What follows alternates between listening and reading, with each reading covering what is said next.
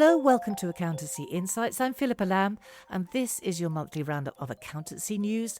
Today, I'm going to be discussing the government's new industrial strategy with Iain Wright, ICAEW Chief Communications and Policy Officer. What is the plan? How will it work? And crucially, what's in it for the profession? After that, when is a peach and mangosteen drink not a drink?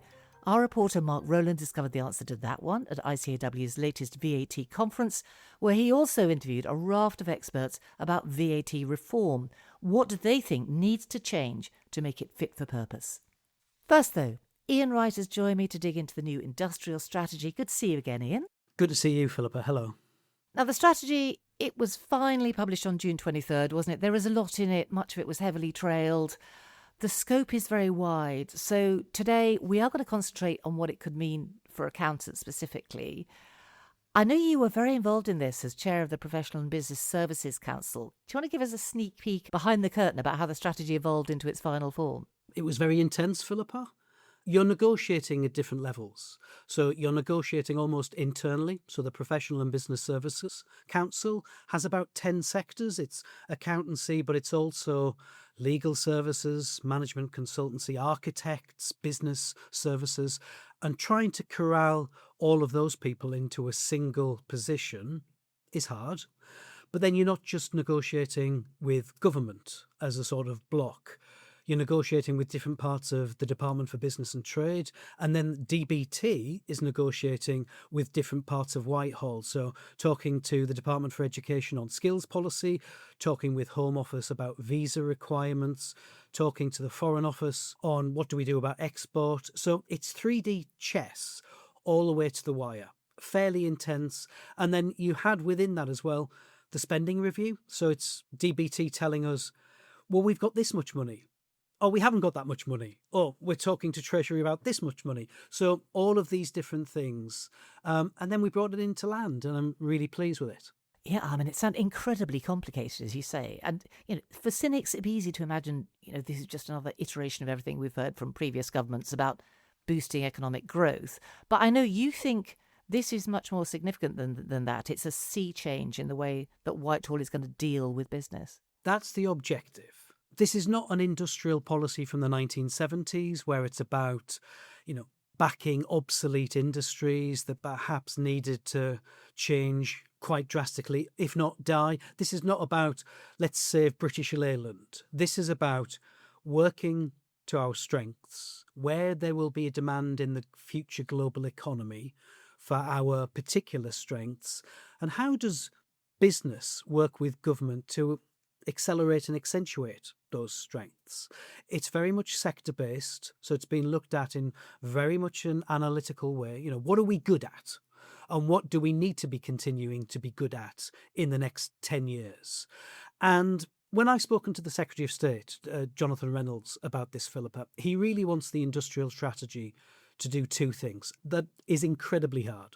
First is we have to reverse the persistently low levels of investment from business in the economy, because future prosperity, future productivity growth, future economic competitiveness relies upon investment now. So we need to have a sea change in how business invests. And the second thing, which is equally difficult, is how do you change how the British state decides things and allocates resources? Now, that is a real challenge. Do I suggest that the hard-pressed taxpayer of the UK are going to help fund PBS completely? Well, no, of course not. That's not what this is about. But how do you tilt investment decisions based upon those growth sectors? The industrial strategy identifies 8 high-growth sectors in which we've got a very strong comparative advantage. We've got advanced manufacturing, we've got creative industries, we've got clean tech, and for the first time, we've got professional and business services. We've never had PBS as a sector identified along these lines before. And so what we're trying to do is work closely with government to make sure investment rises, our strengths are heightened, in an era of real change, technological disruption, economic competitiveness around the world, growing protectionism, all of these factors that we're seeing in the global economy. But we're really good at professional and business services on a number of levels: accountancy, law, consultancy, architecture. How do we continue to stay at the top of our game? And it was a multi-pronged approach, wasn't it? Because the strategy was launched alongside the infrastructure strategy and the trade strategy. I mean, we're not going to get into all that right now, but how do they work together? I think ministers are really quite proud of what's happened over the last 2 weeks or so in terms of, a year in office. Let's be honest, the administration's been a bit beleaguered at times. But in terms of what's come out, all this is pointing, ministers hope, to a decade of national renewal, where, the emphasis upon good economic and business policy can help really revive investment, and with that, productivity, growth, and rising living standards. I heard they were calling it Super June. Yeah, like sometimes on satellite television. Do you have satellite television in 2025? Or am I showing my Barely. age there? Yeah. But Super Sunday, when you've got 2 or 3 football matches, they were talking about Super June in terms of a way in which, these really long-term economic plans designed to turn around that investment and spending decisions for the good of growth in our country, all come together.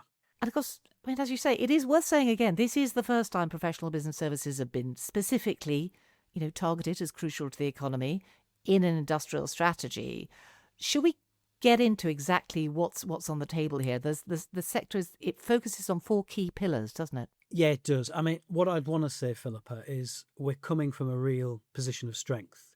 Professional and business services is a real source of pride and prosperity in our country.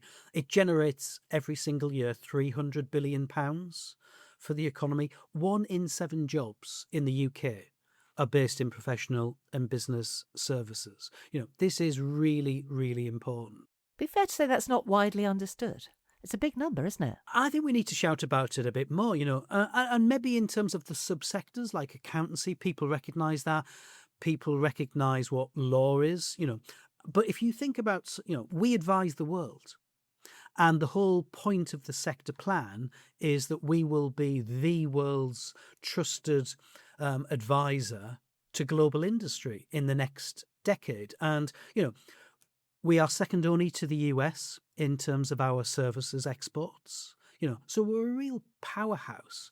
But I mentioned earlier on, I think we're at an inflection point. And I think this, when it really comes down to it, is the story of the sector plan. We've got this great strength. Maybe we don't shout about it as much as we should. We've got all of these different subsectors really driving forward prosperity. But that inflection point, to some extent, is about economic competition overseas, but it's about technology. And the story of the sector plan is, how do we embrace technological innovation and adoption? How do we use AI, which, at its best, could take out a lot of the grunt work needed and really enhance value in the sector so that we can provide value to clients, we can increase margins, we can grow that prosperity for companies, for firms, and for the country. Or at its worst, it could make a lot of the service sector obsolete. You could sweep away large parts of it. It could change beyond recognition business models, and that could be to the detriment of UK-based businesses. So we are at an inflection point. And so what the sector plan tries to do is, how do you embrace technological innovation and adoption? There's going to be a pilot, isn't there, in the north about technological adoption for high-growth SMEs? Well, one of the things I've always said, if you look at the characteristics of the sector, this is particularly true of accountancy. It's micro businesses. People might think of the big 4 firms and think, oh, well, that's accountancy. No, the fact is, if you're an accountant, if you're a chartered accountant, listen to this, Philippa, you're probably working in a micro business, a firm, or you're working in business. And so all the way through, the challenge I've had is, what relevance is this to you? I don't want a lovely glossy launch, with fireworks and a speech by the Secretary of State. If you're a chartered accountant working in a small firm, how does this impact upon you? And I think when it comes down to it, it's about, there could be help and support available in terms of technological innovation. So as you said, there's £150 million available, new money, to make sure that innovation and adoption when it comes to the new tech is provided. We're launching a technology adoption programme for high growth potential SME firms within the sector. We're enhancing Innovate UK's next generation of professional and financial services programme. And this is an example, Philippa, of what I said earlier, which is how do you tilt what the British state does in terms of allocating resource? UKR and I, the UK Research and Innovation, massive multi-billion pound programme of investment. It's been the resource allocation has been tilted towards those 8 growth sectors, so you don't spread the jam thinly. That is at the heart of the industrial strategy. You don't have this sort of scattergun approach where hopefully, you might get some growth somewhere. It's concentrate on your strengths, build up that jam in order to make sure that you can do even more. That's really important. And skills is a big part of that, isn't it? Apprenticeships? Well, we didn't get everything. This was part of the horse trading. So level 7 apprenticeships is still there. But this is part of being at the table and negotiating both with DBT, who is very, very receptive to business needs here, and the rest of government. The story going forward will be how do we get even more in terms of skills? So I suppose the 4 big areas I'd mention, as I said, the story I think is about how do you get the sector to embrace tech even more, to invest, to make it more productive in the future, having AI as that huge tool and not as a weapon that will make you obsolete. But the other areas are exports. As I said, we're the second biggest exporter of professional and business services anywhere in the world. How do we maintain that position? And how do we encourage smaller firms to export? So a bit of seed money to enable them to go into different markets, a growth campaign program, all of this, having PBS specialists in embassies in key markets around the world in order to highlight the great strengths of professional and business services. That hasn't happened before. Foreign Office has never done that before. That's a big tangible change within the industrial strategy. It's skills, as you said, because essentially we are a sector about people and how do you have the skills to compete in the 2020s and 2030s. And it's about place. And the great thing about professional and business services is it's not just based in London and the Southeast. Certainly, it's important. The capital is a great global market, but our real strengths are elsewhere across the UK as well. So the investment within the sector plan is having PBS hubs based upon 5 key areas other than London, and you're talking about the likes of the Edinburgh, Glasgow Central Belt, about Liverpool, Manchester, West Yorkshire and Birmingham, in order to really heighten the great strengths of PBS in those regions that can help fuel further growth in the sector. That's a real shift, it seems to me, from previous strategies, isn't it? Before we've had the North-South divide, we've had levelling up, we've had Northern Powerhouse. It's been much more binary, hasn't it? This idea of actively distributing growth regionally. Who has led that? Has it been the regional mayors at the forefront of that? This isn't somebody in Whitehall deciding in London, the man in Whitehall knows best and just points on a map to somewhere that they haven't really heard of. This has been bottom up. This is talking to the mayoral strategic authorities, talking to the elected mayors in these, powerhouses of great potential across the country and saying, what are the sectors that power your local economy? Where do you want to have the priorities?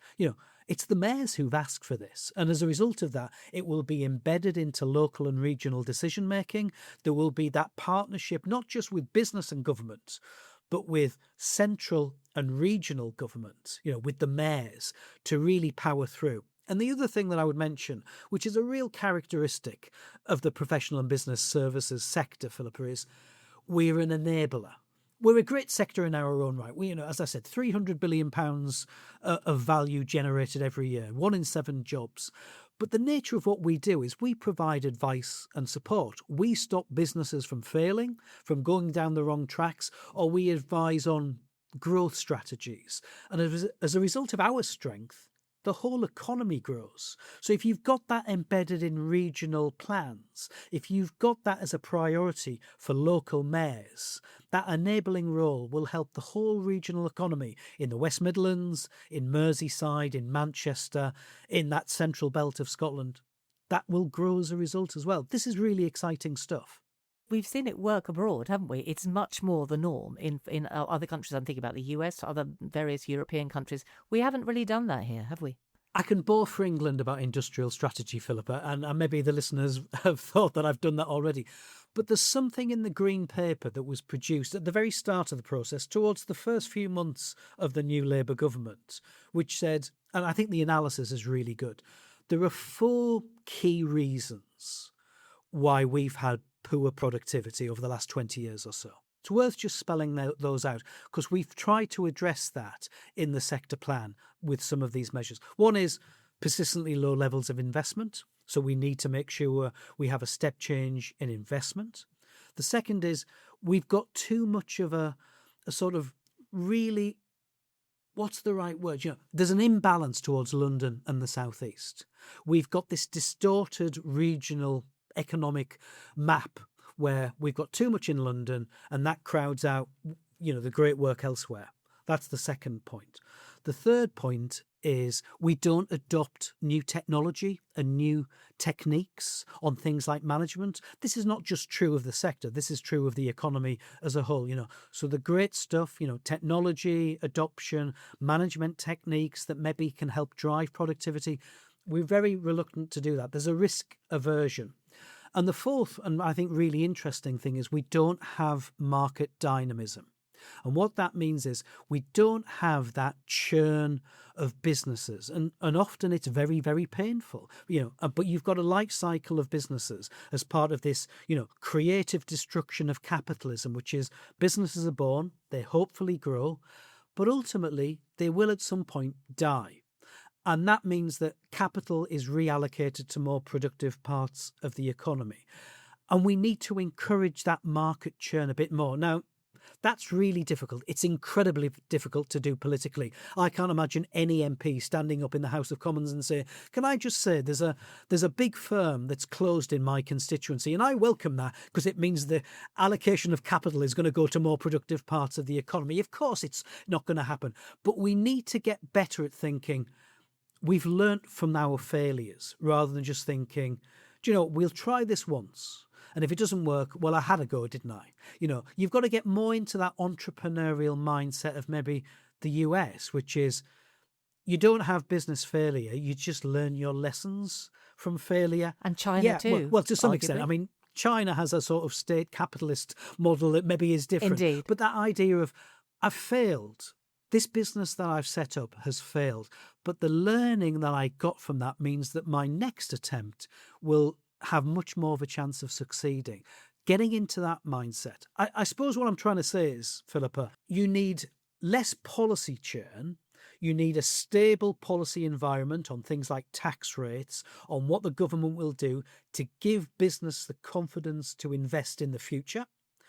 And you need more market churn, so that you've got that dynamic, entrepreneurial, almost that animal spirit. And you don't want people to lose their jobs, of course not, but you want people to have the skills to be able to adapt, and for the state, through a skills policy, to be able to enable training, retraining, reallocating of skills into the economy so that people stay relevant all the way through their careers. I mean, as you said, that is it's a big cultural shift for business, isn't it? A completely different way, really, of looking at progression and growth in this country. And only business can make that happen. I mean, so it is about confidence, isn't it? So what are we going to see from government in terms of this strategy and next steps to start to build that confidence? I think there are a number of things. One is, this was published a matter of days ago, but this is the start of the process. We've had a great launch. I think government is pleased with it. I think that it has been received well by the sector, but the hard work starts now. we've got 10 years in order to make sure, these big challenges of low levels of investment, of how do we remain competitive in this great sector of ours? How do we do that? So, making sure that the sector is involved, working in collaboration with government to set that stable policy framework, to make sure that some of these measures are implemented and implemented successfully. Things like the PBS hubs around the country, to make sure those regional economies are thriving and have good business advisors. These are the challenge. As I said, I think we can say it's been a good sector plan, well received. Let's start work on delivery now. So there's a real opportunity here for members to get involved. I'd really stress that, Philippa. And as I said, all the way through, what I've had and what I've said all the way along to officials in Whitehall is it's got to be relevant. I said it to the Secretary of State as we signed off the sector plan in our meeting just a couple of weeks ago, which is it's got to be relevant. He's an MP in the Greater Manchester area. I said, how can this be relevant to a firm of accountants in Greater Manchester rather than just having this glossy document on a shelf that has no relevance to them whatsoever? How do they make sure that things like skills, on tech adoption, on maybe thinking about export markets for their services, how is that brought into life? So making sure that the reach from the Professional and Business Services Council, is extended all the way through. So listeners listening today, can feel that they can contact me as co-chair of the PBSE so that their concerns, their thinking about doesn't feel very relevant to me, or how do I go about doing this? How do I get part of this Make Smarter pilot program, in order to get tech adoption? I want this to feel very, very real and very, very relevant to chartered accountants and their firms all up and down the country. Okay, so shall we put a link in the show notes then, Iain? I'll probably live to regret this, but I think it's really important that chartered accountants, our members, feel this is something that's really relevant to me, to my business and the environment and the market in which I work. So, I want firms, I want members to get in touch and say, how do I get this tech adoption? How do I think about export? Because only by doing that, by getting firms and members involved, will we see success in the sector plan. Now, you're going to be back with us, aren't you, later this month? Because we're going to be analysing the first year of the Starmer administration, what worked, what definitely hasn't, what needs to happen in year 2. I wonder if you'd care to mark the Prime Minister's first year out of 10 right now. Oh, I think I'll keep my powder dry for that, Philippa, and maybe talk with others about it. Yeah, well, events do move fast at the moment, so that's probably a wise decision. Thanks very much, Iain. Thanks, Philippa.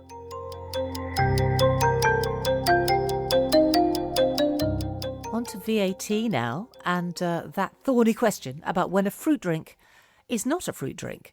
Here's Mark Rowland's VAT conference report. Does a peach and mangosteen drink count as food?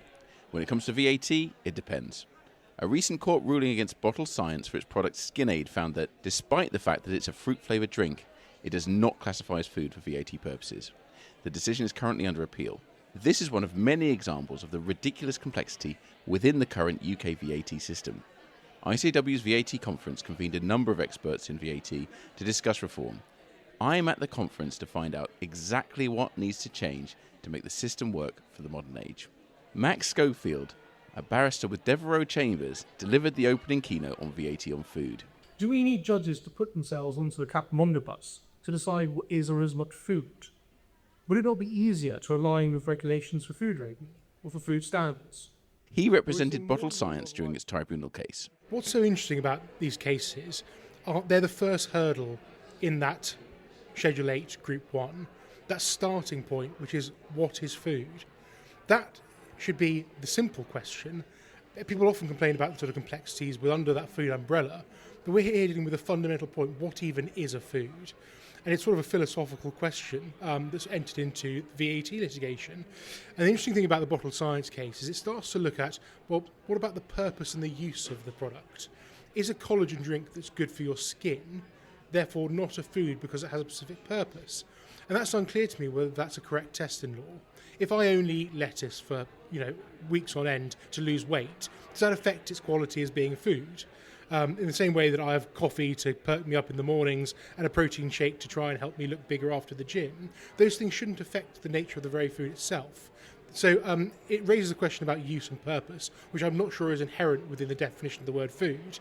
And that raises further questions as to, well, how should we define food? And there's litigation going on at the moment, which says maybe we don't need the man on the Clapham omnibus anymore. Maybe we need a more simple system, which is food regulation and food labelling. And we'll try and basically piggyback off those regimes. You mentioned the complexity around VAT and biscuits in your speech. Can you give a couple of examples of that? And how did the system end up so complicated? Yes, the biscuit example is fantastic. It's a hangover from the purchase tax originally, and the VAT provision is that zero rating applies to biscuits except those that are covered partially or wholly in chocolate. So we end up in the position whereby a biscuit as plain is zero rated. If you put a bit of caramel over it, that's fine, that's still zero rated. But if you put a bit of chocolate over it, it becomes standard rated.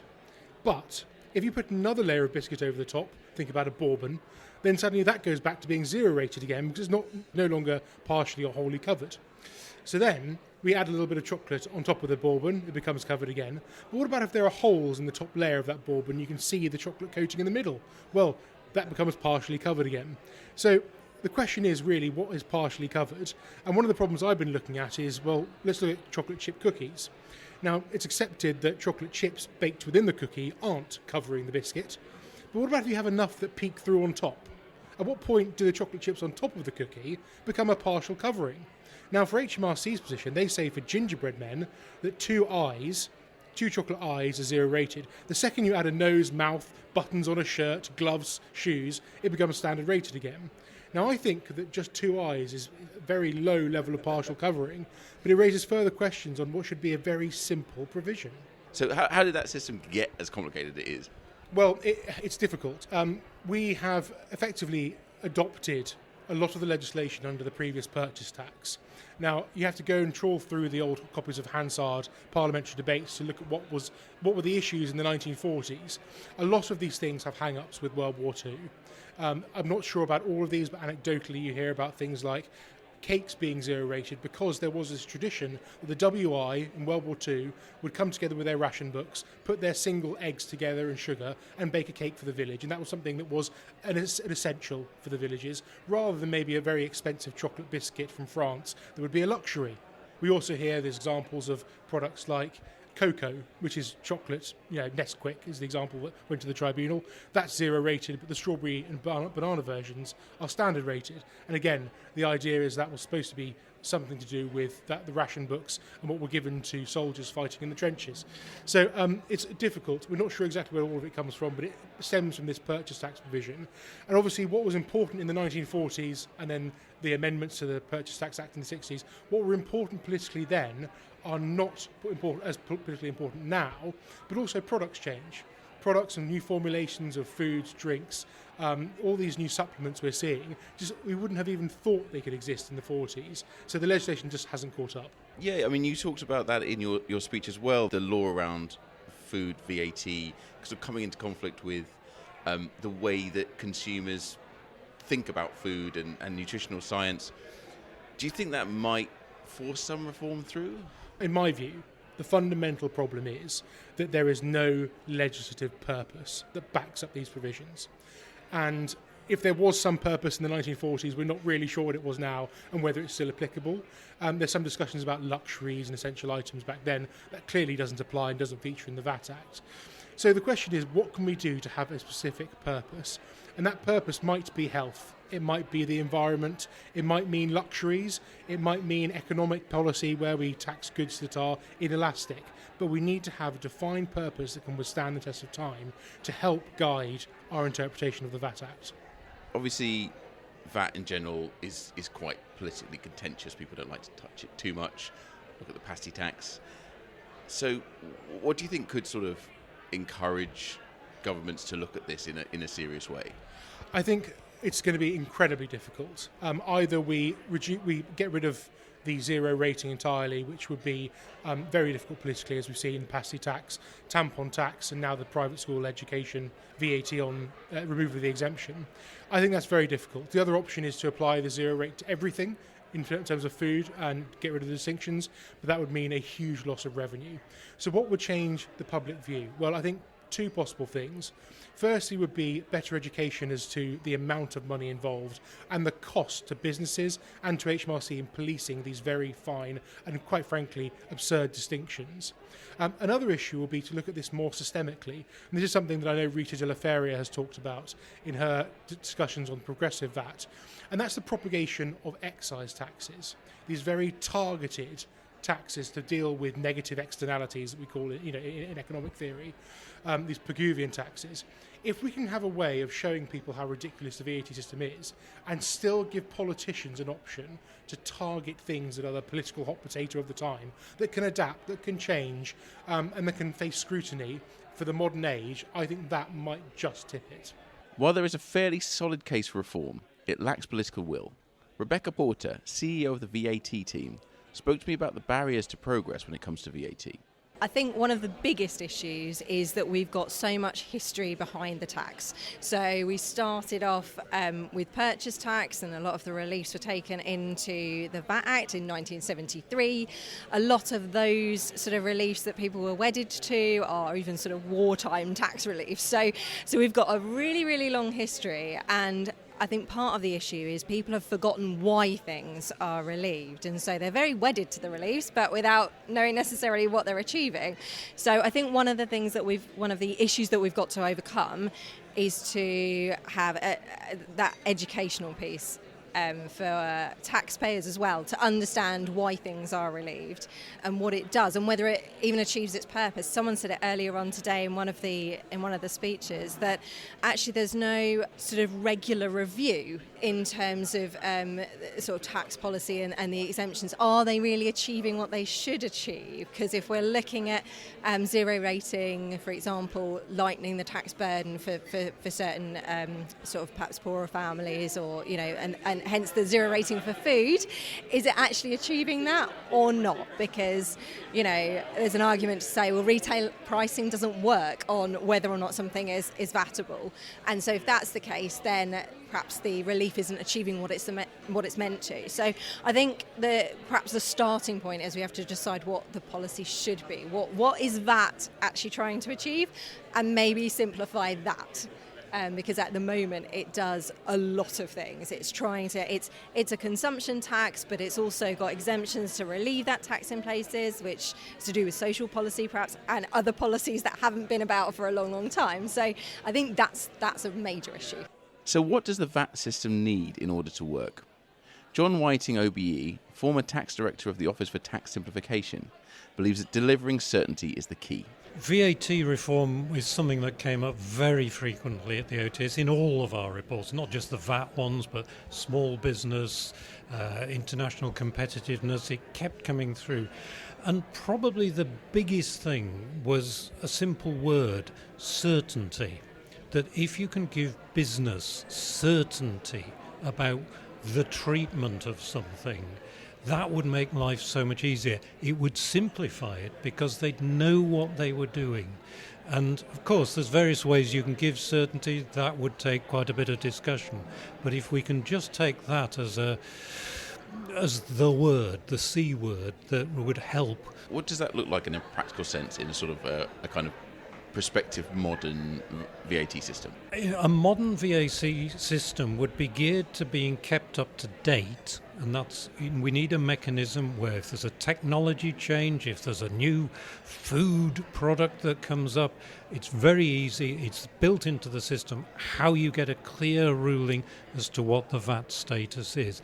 But more than that, there's also behind it, the system commits itself to keeping up to date. The system's not just waiting for you or I to ask for a ruling, it's looking at it, what is happening, and will keep itself up to date. So yes, there would be rulings perhaps from HMRC, but it's a systemic thing that tries to make sure the system is keeping up. For Durham University's ICAEW, there are two obvious priorities for VAT post-Brexit. After Brexit, we're kind of caught in a policy vacuum because we have left the EU, and EU integration is no longer an objective of UK VAT law, but we don't have our own domestic policy behind these exemptions. So it would be really challenging for judges to identify a clear purpose behind the exemptions when they interpret the scope and definition of exemptions. And in terms of sharing economy, currently in the UK, we rely on the common law rules of agent and principle to determine who is the supplier in the case of, for example, the ride-sharing services. And over the past few years, sharing economy operators fought a series of complex legal battles, primarily over employment status and licensing regulations. Well, these cases are not directly relevant to VAT, but they have knock-on consequences on the VAT liability. So this complex legal situation brings us to a critical question: why do we rely on private law outcomes to determine VAT liability when the objectives of VAT are fundamentally different? We could also perhaps learn from other nations. Dennis Lui, CEO of Singapore's Tax Academy, explains how Singapore designed its goods and services tax by learning from taxes such as UK VAT. Well, we learned that the VAT was a good tax to adopt because it tax at the value chain, and it is a tax on the final consumer. And we wanted to reform our tax system to make it fairer, to reduce the reliance on income taxes. So we adopted a lot of our legislation, especially from the UK, also from New Zealand, and we implemented the GST successfully in 1994 at a low rate of 3%. For ICAEW's Ed Saltmarsh, the biggest issue is education. The problem with tax reform in general is that too many people don't really understand it, and that includes people in government. So we need to educate ministers, other MPs, but also the general public. So much tax debate is so uninformed, and it just means that pressure groups can actually move the conversation in the way that they want to. So I think we start with education, and then we need to consider long-term thinking. Tax reform isn't easy. It's not going to happen overnight. Any tax reform that does happen overnight, it's probably not been well thought out, probably not targeting the right things, probably going to have unintended consequences. So actually we need to be looking at where do we want to get to in 5-10 years, and how do we get there, rather than what can we do now. Many thanks to Mark. That's it for today. And as I mentioned earlier, Iain Wright will be back with us later in July to mark 1 year since the general election. Fellow members of our regular Politics and Economics Dream Team, Francis Haag, Santander's UK Chief Economist, and David Williamson, Chief Political Commentator for the Daily Express and the Sunday Express, they'll be with us too to chart the highs, the lows and the future as they see it of Keir Starmer's Labour government. It's going to be good. Thanks for listening.